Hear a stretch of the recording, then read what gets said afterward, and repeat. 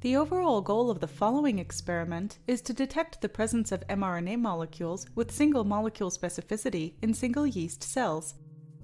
First, fix the yeast cells in formaldehyde. Using a lidocase-containing buffer, permeabilize the cells until most cells are not phase bright. Next, incubate the permeabilized cells with fluorescently tagged single-stranded DNA molecules. Then mount the cells on a plasma-cleaned cover slip. Ultimately, the results obtained by fluorescence microscopy can detail the presence and localization of mRNA molecules in single cells.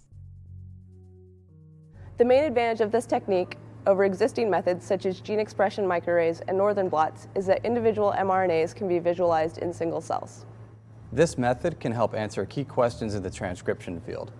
This includes quantifying the number of mRNAs per cell in a population, which can inform models of regulation at the promoter level.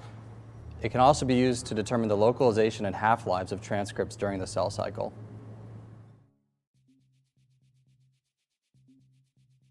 In a plasma-preen vacuum chamber, position cover slips on the slides. Then place the vacuum chamber in a microwave and make sure it is sealed. Switch on the pump. Once the pump is started, turn on the vacuum. Now power on the microwave and stop 5 seconds after the plasma is visible.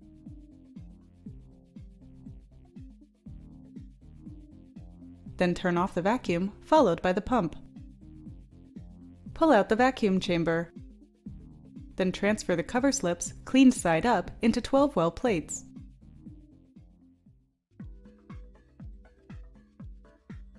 Grow the yeast to an A600 of around 0.1 to 0.2 in minimal media. 10 mils of cells.